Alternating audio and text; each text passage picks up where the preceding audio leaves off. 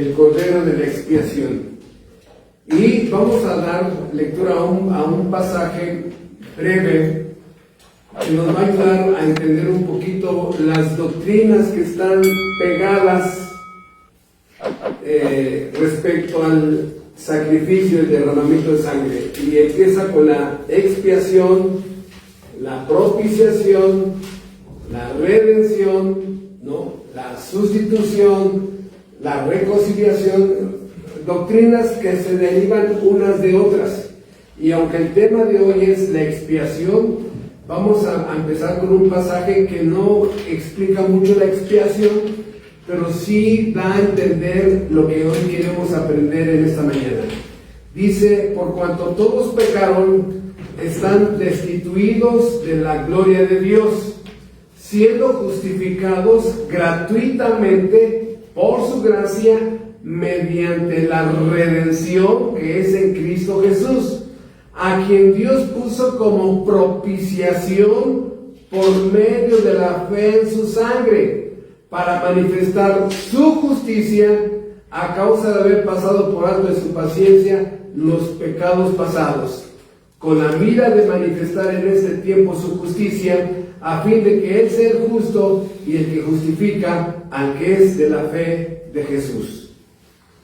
Bien,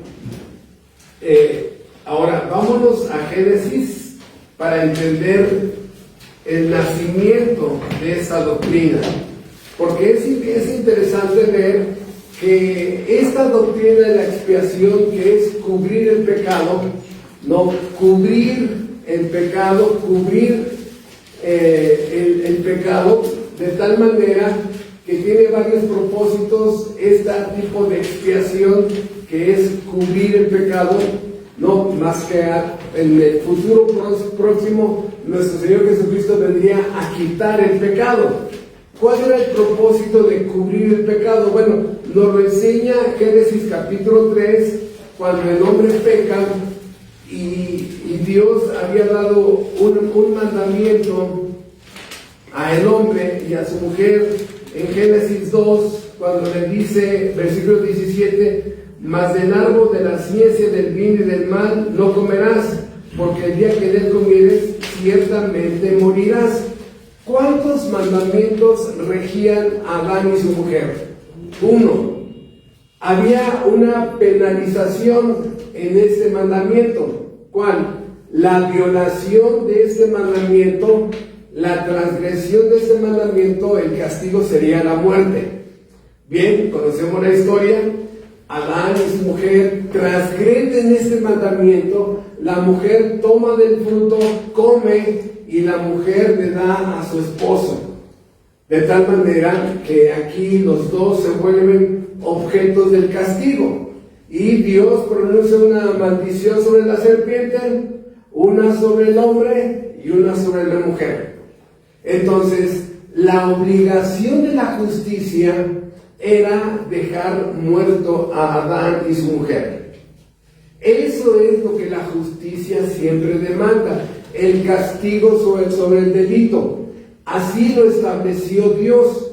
Pero hay algo que Dios hace, donde empieza a enseñarnos qué es la expiación. El hombre, en su miedo, en su desesperación, agarra hojas de higuera. Ustedes saben que las hojas de la higuera son muy grandes. Agarra la hoja de la higuera y cubre su cuerpo, dando a entender que el hombre cubre su pecado con hojas de higuera. Las hojas de higuera es otro tema, pero las hojas de higuera son los esfuerzos humanos por tapar mi culpa. Sí, muchos regalos, fuiste mal esposo y quieres dar 20,000 regalos a tu esposa.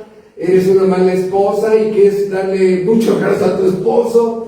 Eres una mala mamá y quieres darle muchos regalos a tus hijos. En fin, ese deseo de cubrir tu culpa. De tal manera que el hombre hace hojas de higuera, trata de cubrir su culpa delante de Dios, y más adelante Dios agarra y les quita esas hojas, ¿no? Y escuchen, Dios les quita esas hojas que habían hecho cocido ellos para taparse, y Dios les va a dar una clase de cómo se limpia el pecado. Y Dios agarra un animalito, en este caso un cordero, un animalito, lo desolla, o sea, le quita la vida y le quita toda la piel, y con la piel, o sea, desollar es cuando agarras toda la lana y la piel y la jalas, ¿no?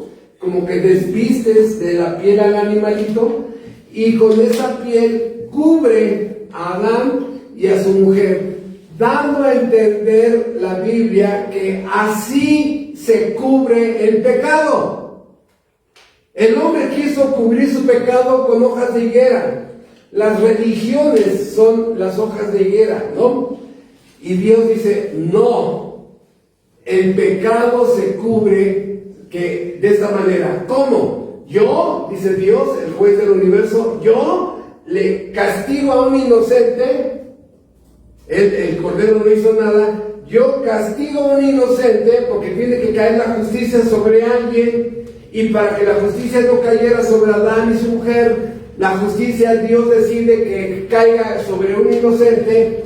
Ya ejecutado este cordero, le quita la piel y le pone la piel a estos hombres, a este matrimonio, y ahí es donde hay un derramamiento de sangre. Así se cubre el pecado. ¿Qué te había dicho Adán? No, el día que de él comieras, ¿qué? Ciertamente morirás. ¿Murió Adán? Sí. El de cordero. Hubo un sustituto, de tal manera que esta es la forma en que se cubre el pecado del Antiguo Testamento.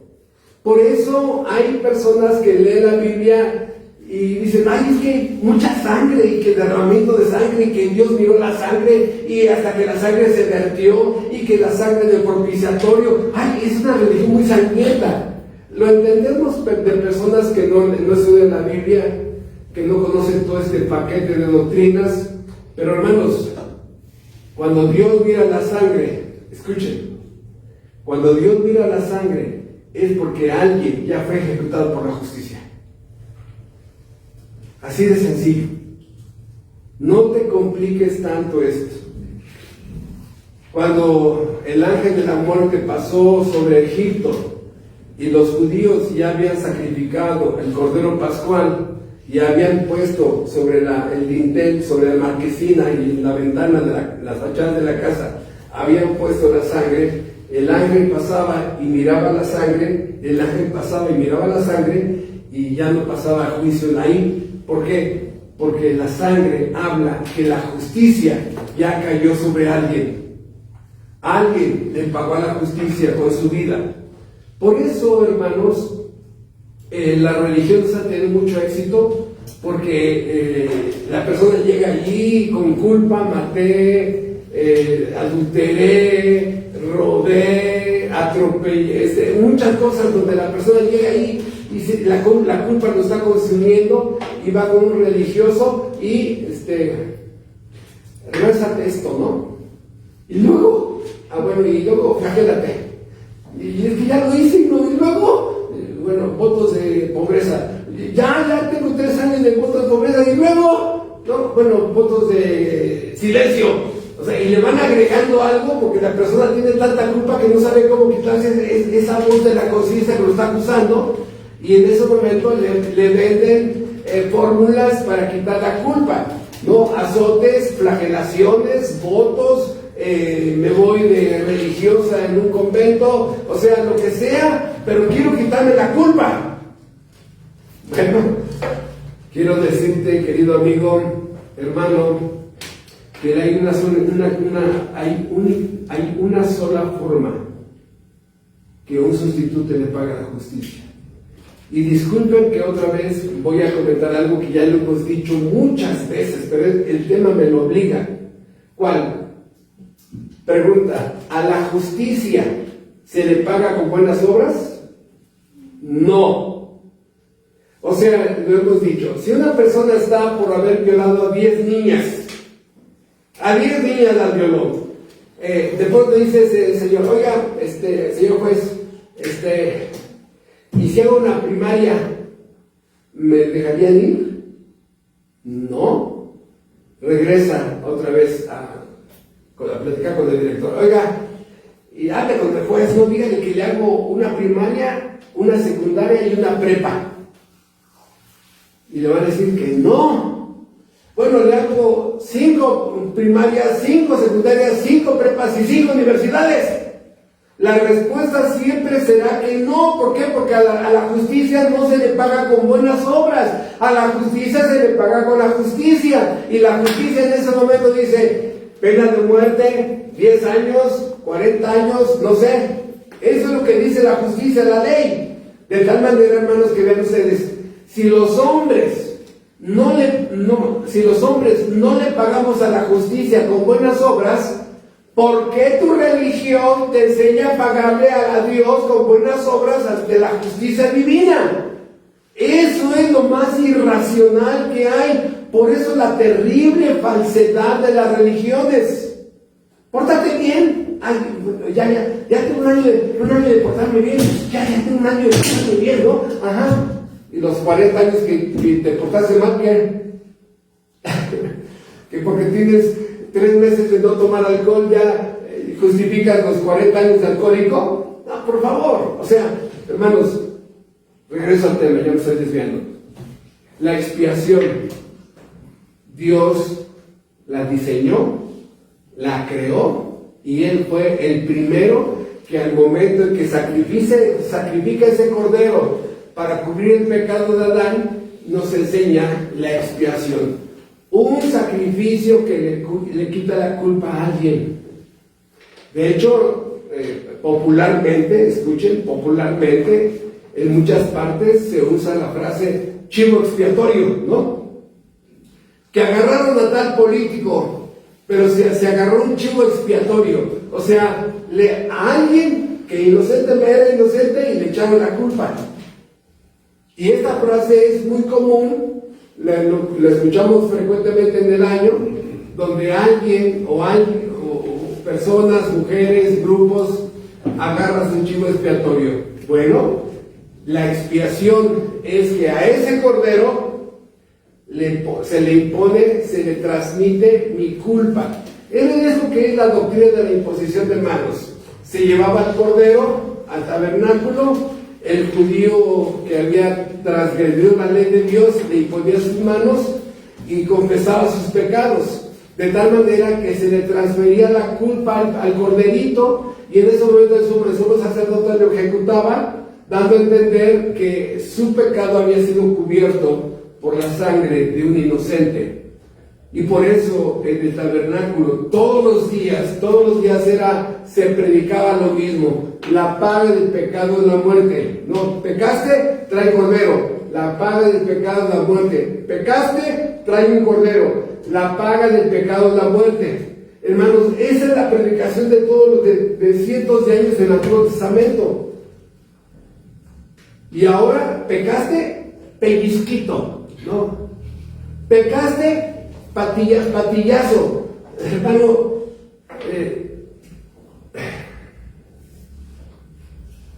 no.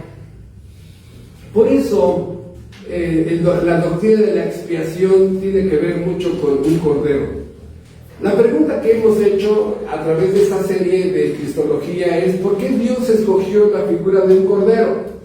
¿Por qué? ¿Por qué no fue un toro, un tigre, un león, un chacal, un pitbull, ¿no? Porque es todo lo contrario a un cordero. La humildad, la sujeción, la obediencia de un animalito creado especialmente por Dios para ilustrar esta gran verdad. O sea, hermanos, ¿qué hacemos tú y yo cuando alguien nos señala como culpables? Si eres culpable, de todos modos te defiendes. No, es que ustedes lo están viendo mal. No, hiciste algo mal.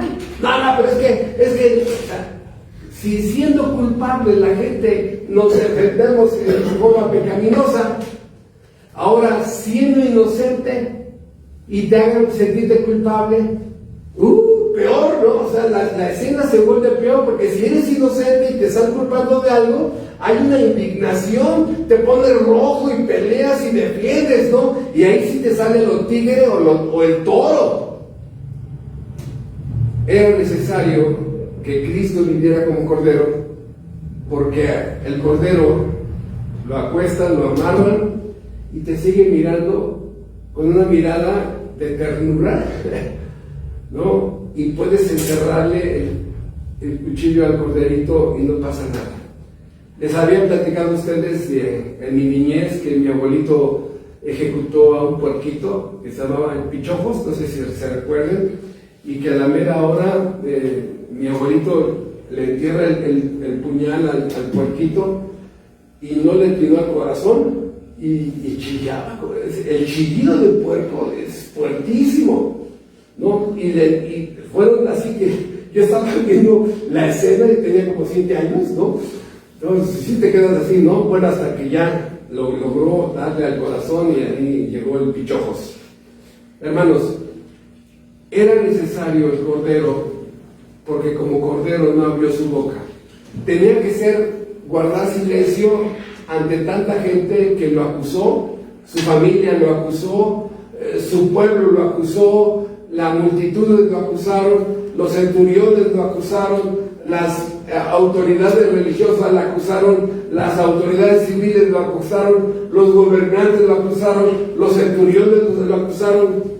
Hermanos, tenía que ir como cordero, o sea, un dominio propio increíble para no defenderse, para no decir, para no hacer la cruz. Ya te vi, ya te vi, ya me sé quién eres, es más rato que regreso a hacer. ¿Y ustedes? No, ¿se imaginan a Cristo así? Como un cordero no abrió su boca. Y a pesar que era inocente, él voluntariamente dispuso esa función. Por eso va caminando rumbo a la cruz, donde le van a echar la culpa a este cordero, le van a echar la culpa de todos tus pecados y de todos mis pecados. Fue Cristo en la cruz, hermanos, es algo que muchos no logran entender. Cristo en la cruz fue tratado como si fuera un violador, un parricida,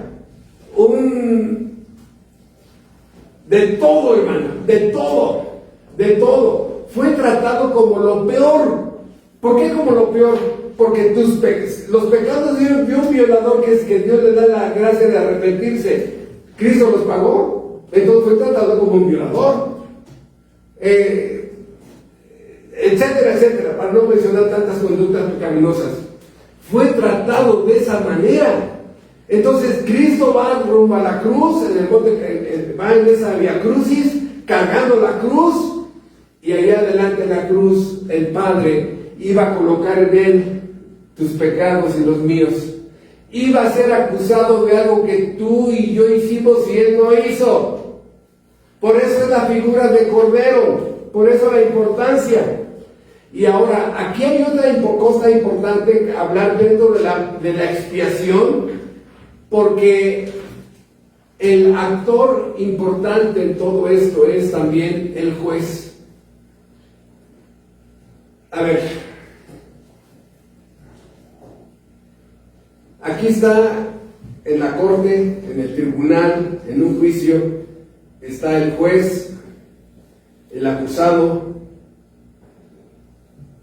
el abogado acusador, la ley infraccionada, y el juez escucha al abogado acusador, dice, esta persona hizo tal cosa, ¿no? Y hay evidencias, hay testigos, y el juez, ¿cuál es la obligación del juez? Castigar al culpable. Castigar al culpable. De tal manera que el juez del universo hizo lo contrario con un propósito celestial. ¿Por qué? Porque lo que no hace un juez, lo hizo Dios como juez. Escucha, al culpable, tú y yo, nos declaró inocentes. y al inocente lo declaró culpable. Dice Proverbios 17:15 que eso es una abominación. Eso es algo abominable, que un juez al inocente lo declare culpable y al culpable lo declare inocente. ¿Qué pasaría si eso un juez aquí en México lo hace con uno de tus familiares? No, ¿qué? No, lo que mucha gente hace cuando siente que no tiene justicia, cierran las avenidas, ¿no? Para que alguien los escuche.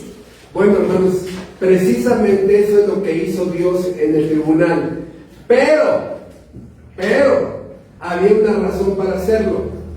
¿Por qué? Porque Dios iba a derramar como juez la justicia sobre un sustituto. Todo el peso de la justicia iba a caer sobre ese inocente sustituto, porque los delitos del culpable iban a ser castigados en un sustituto. Entonces, el culpable, al momento de que ya le pagó a la justicia a través de un sustituto, iba a ser declarado por el juez sin culpa, sin antecedentes penales, como si tuviera un expediente limpio. Y el culpable iba a salir inocente, pero el inocente, el sustituto, iba a ser hallado culpable y a él le iban a cobrar todo. Entonces, ¿en el tribunal de Dios se hizo justicia? Sí. El sustituto fue ofrecido voluntariamente ante la justicia, de tal manera que no hubo afrenta para nadie. El beneficiado fue el culpable, que fue encontrado limpio porque la justicia cayó sobre otros. Esto es la expiación. Esto es, hermanos, la expiación es la columna vertebral de las doctrinas bíblicas. La expiación es la columna vertebral sobre la que descansan todas las doctrinas. De la expiación viene la propiciación, de la expiación viene la redención, de la expiación viene la reconciliación, de la expiación viene la adopción. Si no hay propiciación, no hay nada. Por eso, hermanos, si tú dices, no, es que yo quiero hacer votos de pobreza y votos de silencio, para que si yo siento que así sí voy a pagar a la justicia, irás a la perdición.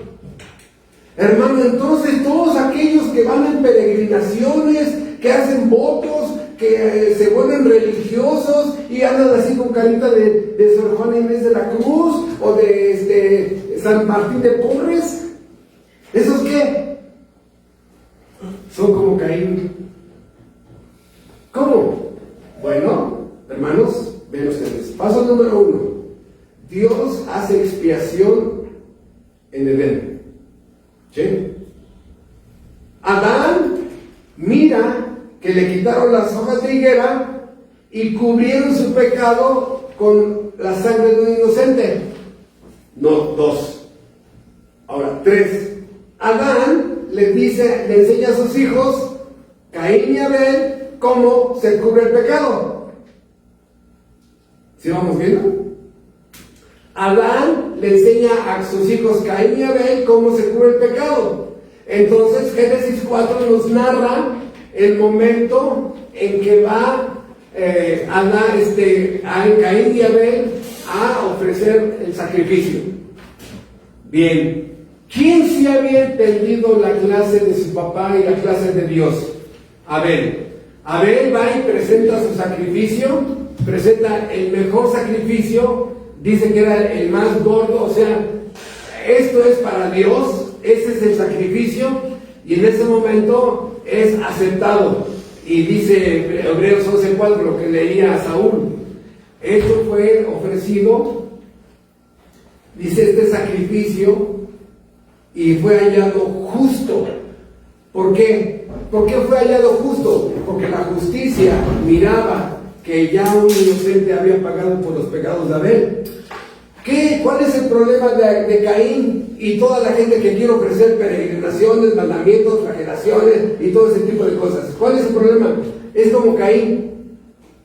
¿Por qué? Porque Caín es el papá de todas las religiones, porque dice, acercarse a Dios con sangre, ay no, ¿cómo voy a acercarme a Dios con sangre? Pues esto es muy sangriento, Señor, pobre por delito. No, oye, no, que no hay otra forma, no, sí, se agarró unas mazorcas de maíz y ahí está, le aventó el maíz, ahí diríamos, le aventó el maíz al altar. Muchas gracias. Le aventó el maíz al altar. O sea, ¿cuál es el problema de Caín? Yo cubro mis pecados a mi manera. ¿Ok? A tu manera. Este es el corazón de las religiones. Yo me acerco a Dios, es que yo creo que si hago una manda de una peregrinación de 1000 kilómetros, con eso, ya al final que voy caminando así como robot, Dios, te ofrezco este sacrificio. ¿Y quién te mandó eso? ¿En dónde dice esto? ¿En dónde dice eso? Que de peregrinaciones, mandas, votos, todo eso. ¿Me explico, hermanos? Por eso Caín es el papá de todas las religiones. Se quieren acercar a Dios a su manera, cuando la Biblia establece que la expiación es a la manera. Se le paga la justicia con justicia, y la justicia cae sobre un inocente. Por eso, esto es que el cordero de la expiación lleva la culpa. Ay, hermanos, que yo sí siento mucha culpa porque ayer no le compré su carrito a mi niño, y siento mucha culpa, hermano. No, es una culpa legal, es una culpa penal, es una culpa de que provocaste a la ley y la justicia. Es una culpa legal, o sea, cometiste un delito violando la ley de Dios. Cometiste un crimen espiritual, porque violaste la ley de Dios. Cometiste un delito espiritual porque violaste la ley de Dios. Es una culpa legal. Por eso, este derramamiento de sangre es importante, porque dices, ya cayó la justicia sobre alguien. Por eso, Levítico 14:24, el sacerdote tomará el cordero de la expiación por la culpa. El sacerdote tomará el cordero de la expiación por la culpa. Levítico 16:15, la sangre será llevada al propiciatorio, sobre el propiciatorio y delante del propiciatorio. ¿Qué significa eso? Que una vez al año, el día de Yom Kippur, el día de la expiación, que es uno de los días más importantes actualmente de los judíos que no creen en Cristo, ¿no? Como Dios, como el Mesías. Esta comunidad de judíos y a través de todos los siglos han celebrado el día de Yom Kippur, una vez al año. Y en el tabernáculo del Antiguo Testamento se sacrificaba en la puerta, ahí entrando al tabernáculo, después de la puerta estaba el altar de bronce, luego la fuente de bronce, luego el lugar santo y luego el lugar santísimo, y el sacerdote sacrificaba allí en el altar de bronce al cordero, se juntaba la sangre, y la sangre era llevada a el lugar santísimo, y donde estaba el propiciatorio es un tipo de, como una caja de ataúd, donde estaba las 2 tablas de la ley, el maná y la vara de Aarón que reverdeció, y estaba encima unos querubines, y se presentaba la sangre delante del propiciatorio y se vertía sobre el propiciatorio, dando a entender, Señor, un inocente ha pagado a tu justicia, la paga del pecado ya se cumplió. Un inocente fue ejecutado. y era el sacrificio por el pueblo de Israel. De tal manera que dice la Biblia que Dios miraba la sangre del propiciatorio. Y eso es lo que decía, ok, entonces ya un inocente le pagó la justicia. Imagínate ahí que llegara doña Chuchita. ¡Ay, señor! Aquí le traigo mis elotes, ¿no? O una cazuela de mole, o estas hierbitas. ¿Quién te dijo eso? ¿Quién te pidió eso? Te aleccionaron mal en tu religión. Esto es lo más increíble, porque la gente dice, Señor, oye, pastor, tengo 50 años de hacer eso, tengo 25 años de hacer eso, toda mi familia van 3 o 4 generaciones que se van a tal lugar religioso en bicicleta, en peregrinaciones. La gente que va aquí a Tasco y camina sobre nopales como esquinas y se van flagelando la espalda y les vas viendo cómo se desangra su espalda. Hay un incidente, ahí lo pueden encontrar en YouTube, donde una mujer está viendo la marcha del silencio, así le llaman, van encapuchados y flagelándose la espalda, y llega un momento donde una mujer médico se acerca y dice, no, ya detente, o sea, se le quebrantó el corazón de ver cómo se van sacrificando y van ahí con terribles hemorragias, y la muchacha que va ahí haciendo eso la avienta, dice, déjame, si no lo hago así no sirve. Entonces, quisiera decir más cosas, pero no es el tema. Hermanos, hay un camino para acercarte a Dios. Y es el camino que Cristo abrió por la expiación. Él llevó nuestra culpa. ¿Sí? Él llevó nuestra culpa. Por eso al judío de esa época, de la época de Cristo, decían, ¿cómo? A ver. O sea, ¿tú vas a morir por el culpable? La ley dice que el juez tiene que castigar al culpable. Eso es la justicia. Pero yo voy a morir por los pecadores. No. Y por eso al judío no le entraba esto, que un juez fuera a castigar al inocente y declarar al culpable. Que un juez fuera a castigar al inocente y al culpable fuera declarado inocente. ¿Cómo? Por eso, hermanos, al judío decía, no, rechazamos esta doctrina. Cuando en la cruz de Calvario fue Dios lo que hizo. Eso fue lo que hizo. Por eso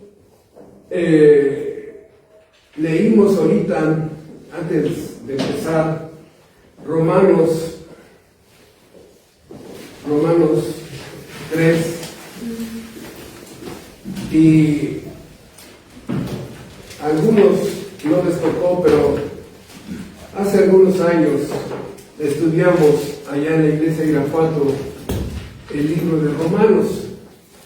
Fueron 5 años y estuvimos versículo por versículo, cada martes, allá en el estudio del martes, estudiando Romanos. Y una de las cosas maravillosas cuando tú estudias un libro completo es que ya ves como si fuera una película, ¿no? Una película donde estás haciendo las divisiones, los personajes, todo. Y cuando tú estudias Romanos te das cuenta quiénes son los culpables en el capítulo 1, quiénes son los culpables en el capítulo 2 y quiénes son los culpables en el capítulo 3. ¿Quiénes son los culpables en el capítulo 1? Los gentiles. ¿Quiénes son los culpables ante el juez del universo en el capítulo 2? Los judíos. ¿Quiénes son los culpables en el supremo trono del universo? En la corte celestial, en el capítulo 3, todo el mundo. Vea, ¿qué es lo que está haciendo el apóstol Pablo? Está trabajando como si estuviera en la corte, en el tribunal. Está el juez del universo, están los culpables, él está como abogado acusador, lo que en Estados Unidos llaman el fiscal, ¿no? él está acusando, y en el capítulo 1, ante el juez del universo, Señor, mira, y pone los argumentos de que todos los gentiles son culpables ante los ojos de Dios. Señor, ahora el fiscal va a demostrar que los judíos son culpables ante el trono de Dios. Y luego en el capítulo 3, todo el mundo. O sea, todo el mundo, tu esposa, tu esposo, tus hijos, tus padres, tus seres queridos, son culpables ante los ojos omniscientes de Dios. ¿En dónde lo vemos? Versículo 23. Por cuanto todos pecaron, están destituidos de la gloria de Dios. ¿Qué significa destituido? Si mañana llegas a tu trabajo y dices, no vas a entrar, ¿qué? ¿Cómo que no? Pues estás destituido. ¿Qué? Estás fuera. O sea, hermanos, destituidos, quedaron fuera. Pecaste, ¡bum!, fuera. Esta es una de las conclusiones del apóstol Pablo, pero la del versículo 19 es increíble.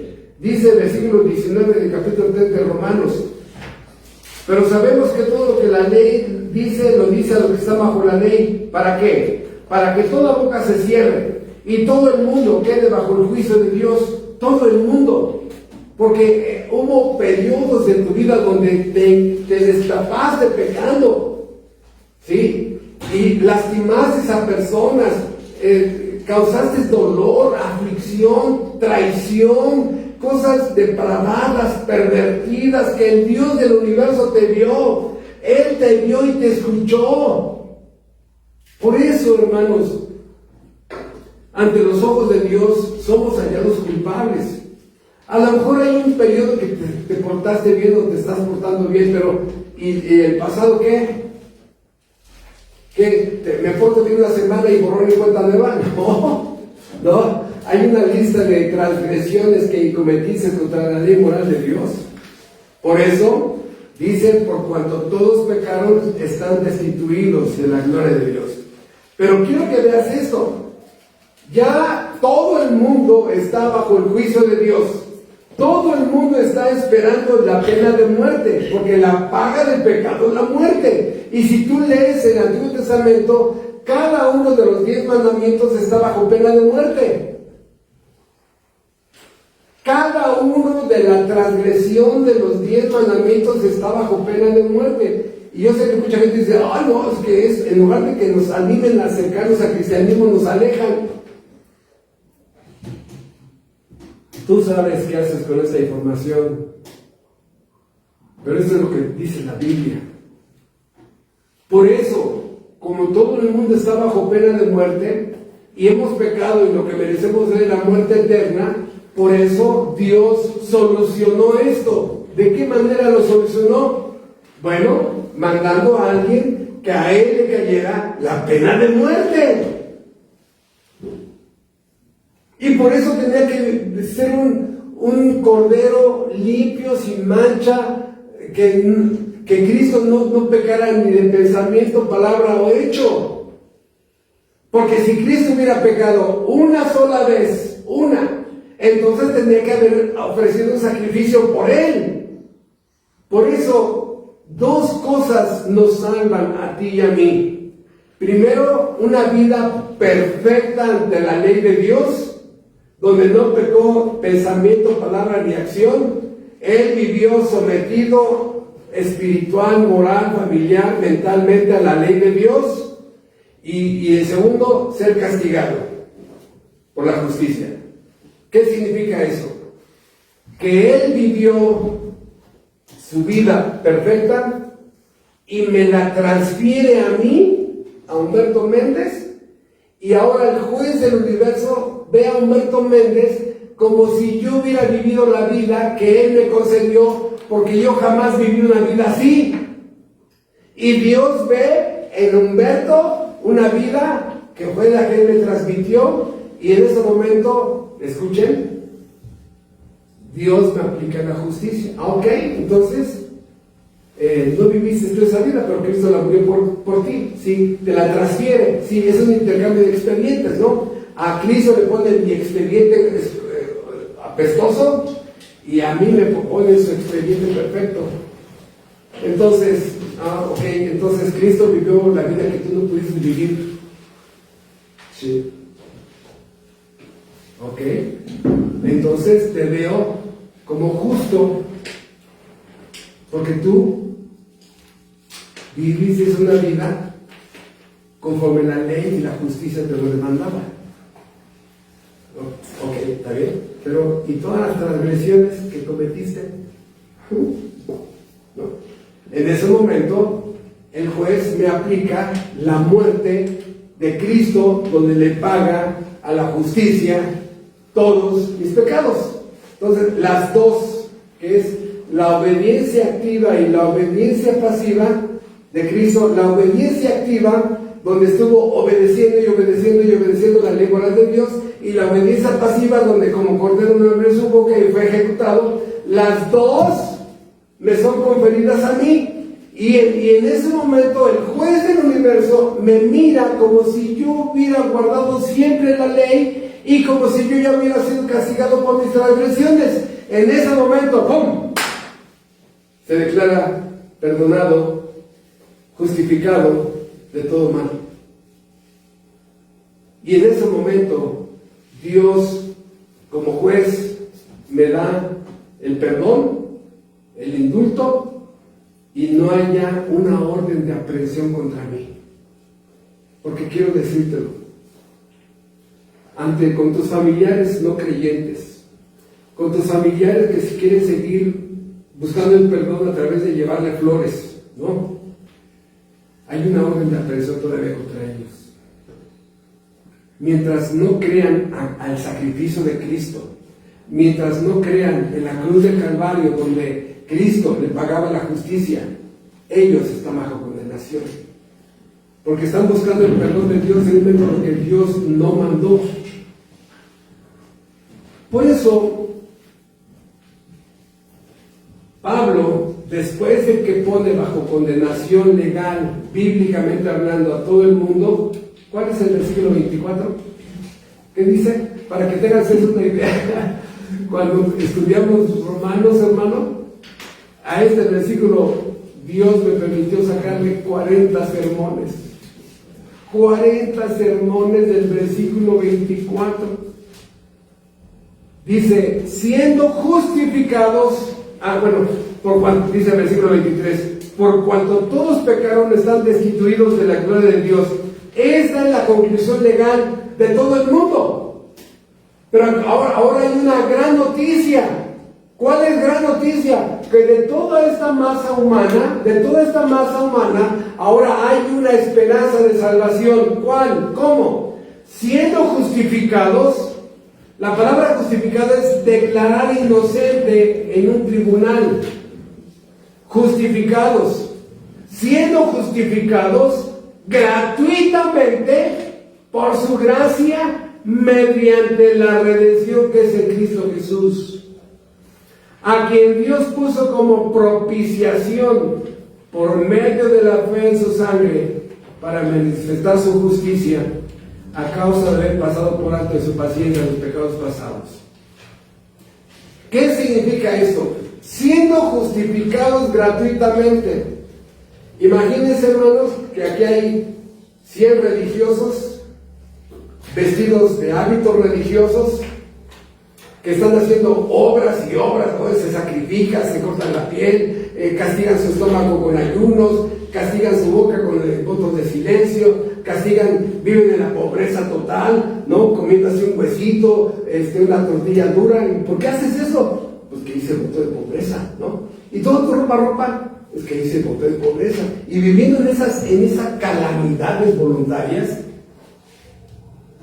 y de pronto les dices, ustedes pueden ser justificados gratuitamente por su gracia, porque eso no sirve. O van y se sientan alrededor de ti a escuchar una predicación, o te van a quemar con leña a fuego lento. ¿Cómo es posible que vengas a decirnos eso?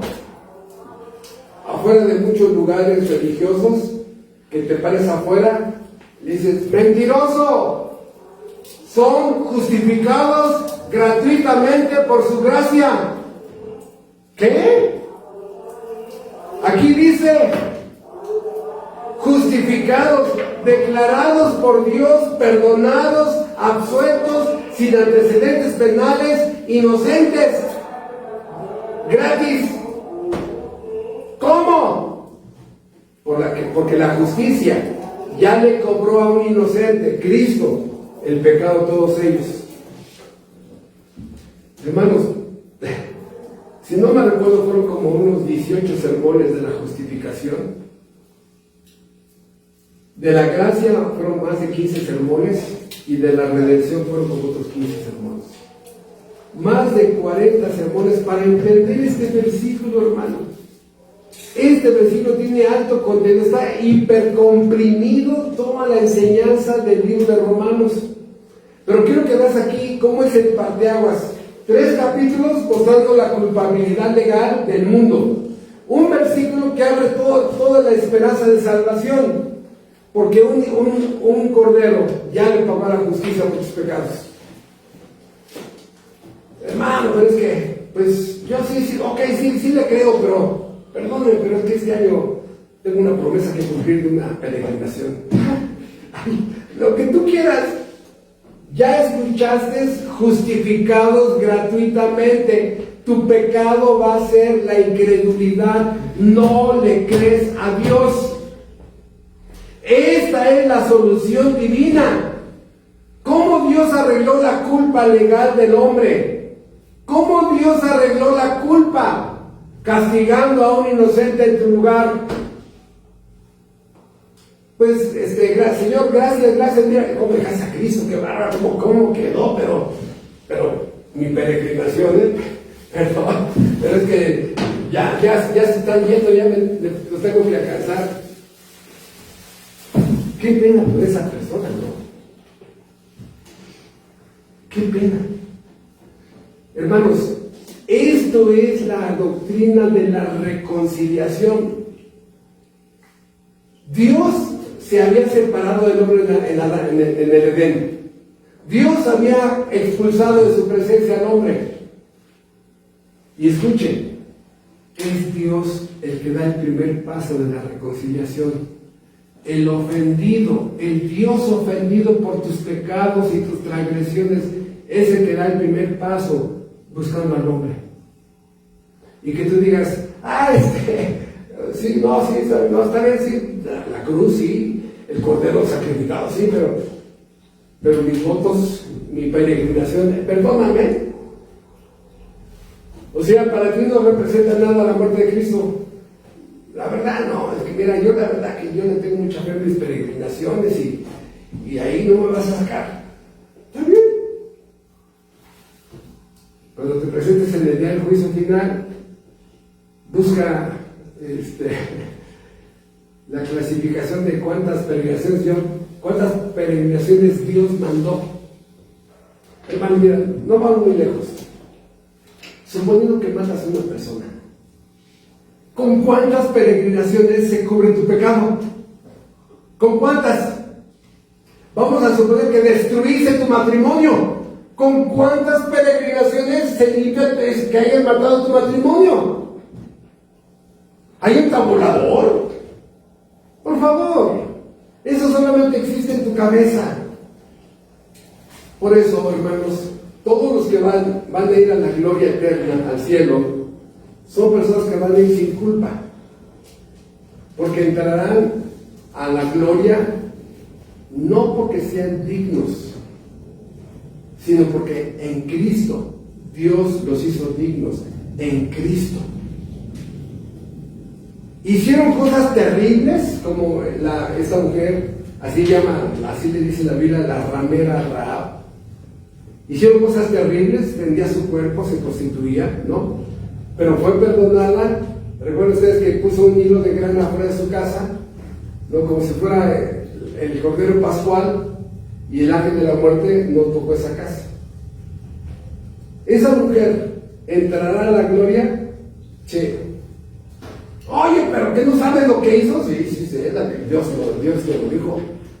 ¿Y a poco crees que esa mujer Mira, es que tú no entiendes el gran valor de la expiación. Su deuda quedó aniquilada. Hermano, yo no sé cuántas cosas bajas, viles, depravadas y pervertidas tú hiciste. El Cordero de Dios quita el pecado del mundo. En el Antiguo Testamento el pecado se cubría. Y por eso la presentación de Juan el Bautista del Cordero, he ahí el Cordero de Dios que quita el pecado del mundo. Si en ese momento hubieran habido mil judíos, momento Juan, el Cordero cubre. No, dice, los corderos del Antiguo Testamento cubrían. Él sí quita el pecado. Entre el creyente perdonado y el Dios de la Biblia no hay nada en medio. Por eso Romanos 8:1, ninguna condenación hay para los que están en Cristo Jesús. Ninguna condenación hay, porque fueron pagados tus pecados pasados, presentes y futuros. Ninguna condenación hay. Todos los que van al cielo van sin culpa.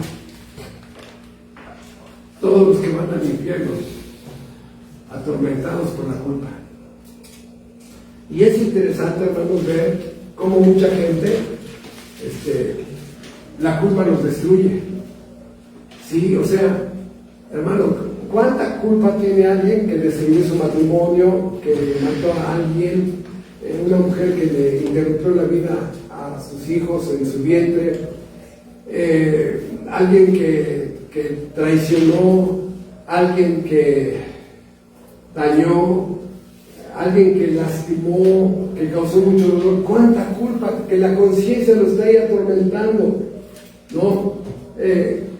Cuando la conciencia está haciendo su trabajo y no disfrutas nada, porque ahí hay una culpa siempre, es una piedra en el zapato que algún día te vas a detener. ¿Por qué? Porque esa piedra va a ulcerar tanto tu pie que te vas a tener que parar. Hermanos, es interesante ver cómo mucha gente trata de calmar su conciencia por la culpa tan grande de todos los delitos que cometieron, ¿sí? Por eso es que muchos se refugian en la religión, y en la religión te dicen: mira, tómate esa pastillita y te va a dar paz un mes. ¿Cómo se llama la pastillita? Se llaman peregrinaciones. Pero y si después tengo mi conciencia y me siento culpable, voy a confesionar y ahí, bueno, ese día te doy otra pastillita. Ya, regresa después, ¿no? Sigo con la culpa, ¿no? Bueno, ahora toma esta otra pastillita. ¿Cómo se llama?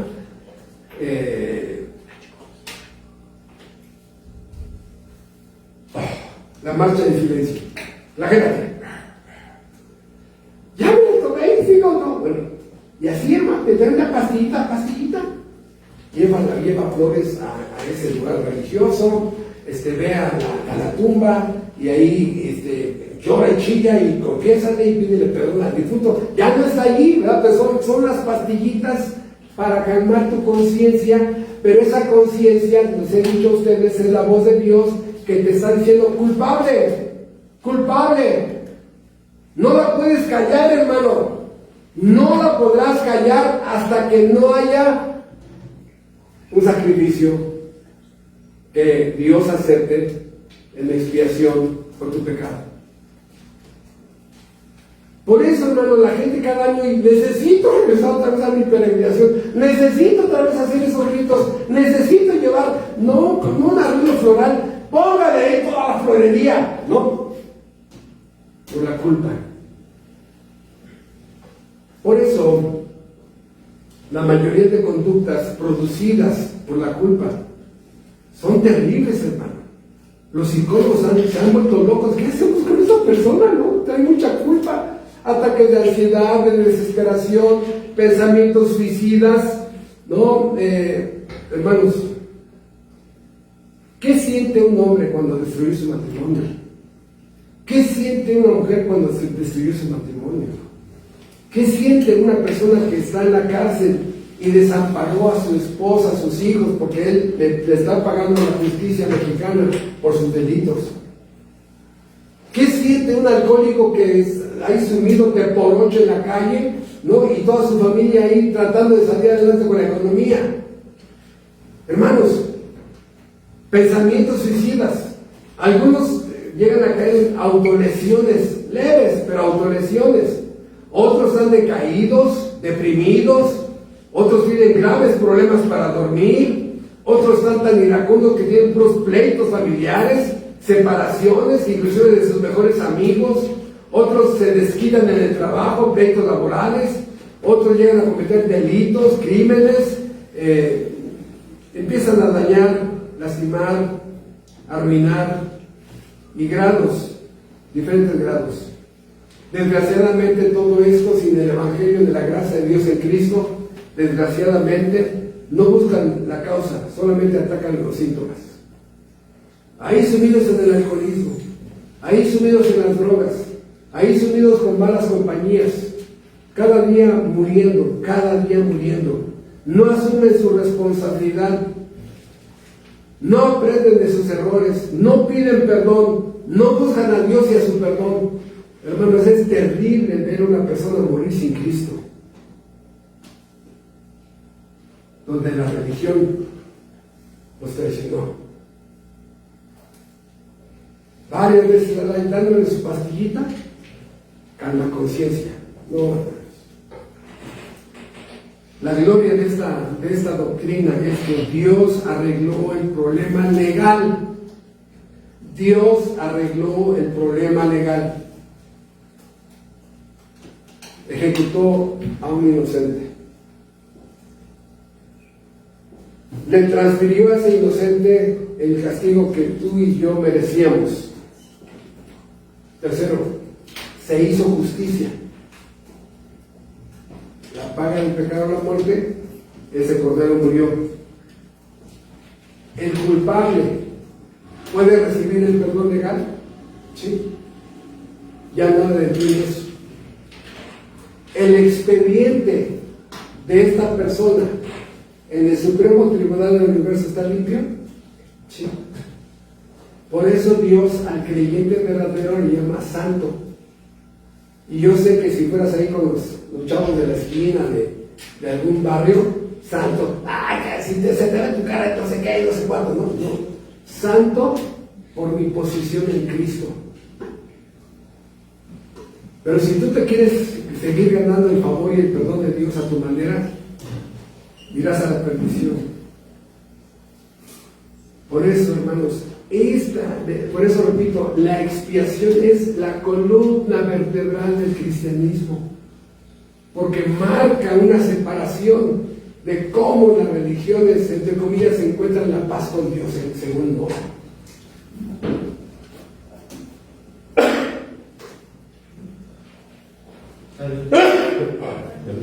Gracias. Entonces, esta es la gloria, hermanos, de la cruz. Y vean ustedes en Romanos 5:1.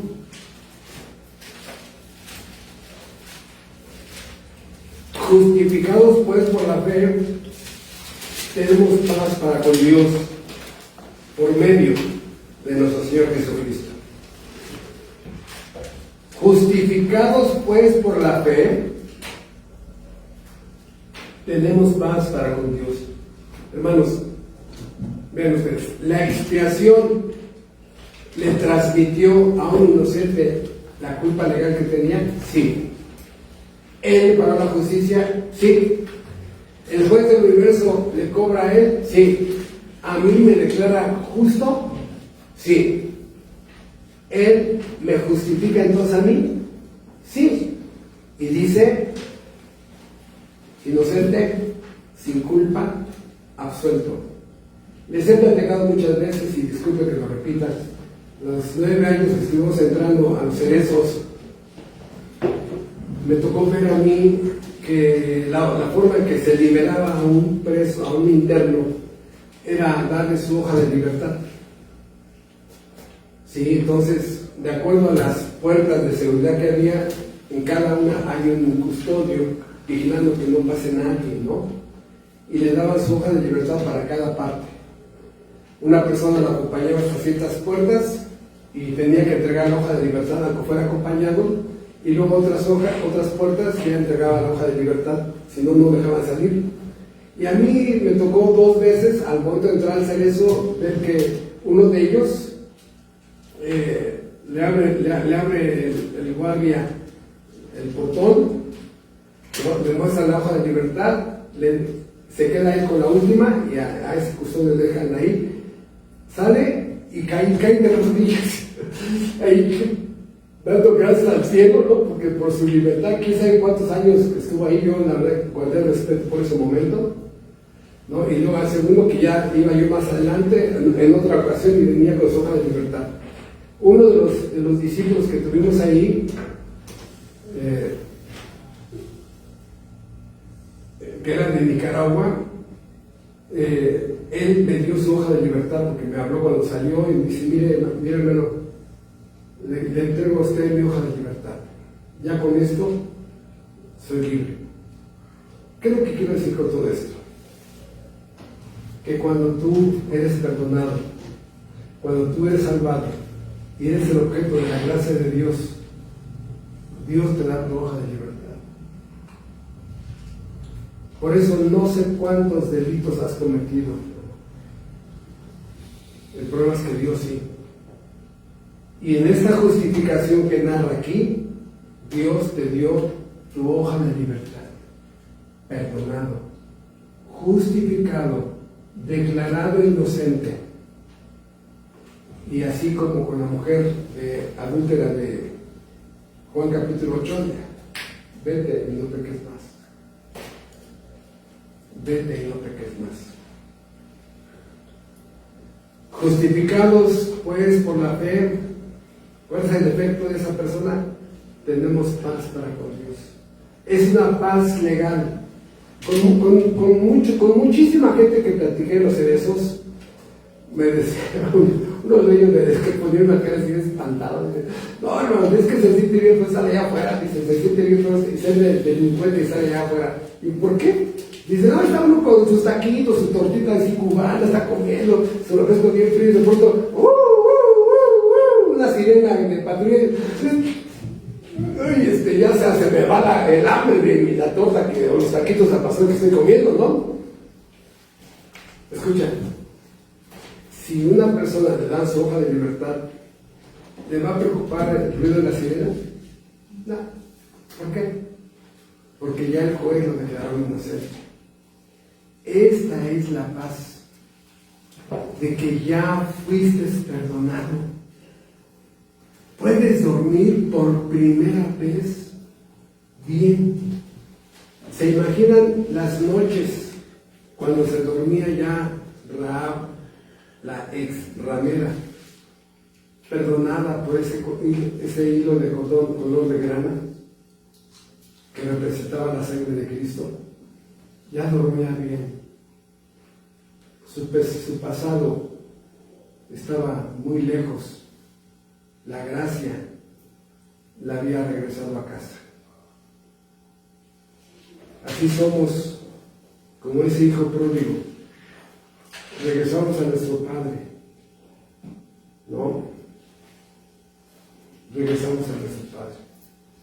Por eso termino con este texto de Isaías 53:10.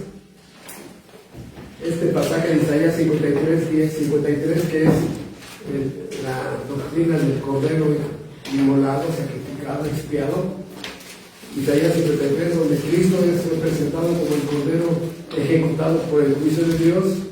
Dice Isaías 53:10, con todo esto Jehová quiso quebrantarlo, sujetándolo al padecimiento, cuando haya puesto su vida en expiación por el pecado.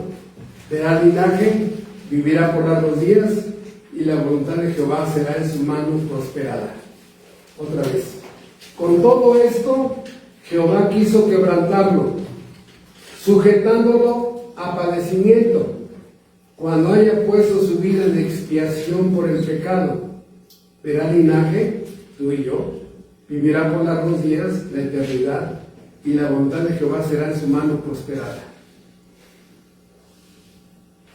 Por eso, Cristo es el Cordero de la expiación. Y a partir de esa doctrina se derivan todas las demás. Hay una sola forma de pagarle a Dios lo que tú cometiste, y es a través de un mediador, de un sustituto. Y se me agolpa en mi cabeza los 15 sermones que compartí hace muchos años, pero nada más es una ilustración de por qué Cristo es el Cordero de la expiación. Oramos. Nuestro Padre Celestial, en esta mañana te damos las gracias por la gloria de tu Hijo Jesucristo como Cordero, caminando hacia la cruz de Calvario, sin pelear, sin defenderse, sin atacar, sujetándose a tu voluntad para morir por nuestros pecados. Te damos las gracias porque Él dice que lo hizo por amor, que de esa forma nos amó, que tú de esa forma nos amaste, porque tú sabías que no le podíamos pagar a la justicia nunca, Señor. Gracias porque solucionaste el problema más grande de nuestras almas, que fuimos transgresores de tu ley. Gracias por la doctrina de la expiación, y te ruego que mis hermanos nunca olviden esa palabra, porque aquí nace la forma en que tú perdonas a todos aquellos que van a Cristo y piden perdón. Gracias, Señor. Gracias por habernos perdonado por la sangre del inocente, que lo encontraste culpable cuando colocaste en Él nuestros pecados. Gracias en el nombre del Cordero expiatorio, Jesucristo, Dios. En su nombre te lo agradecemos. Amén. Muchas gracias.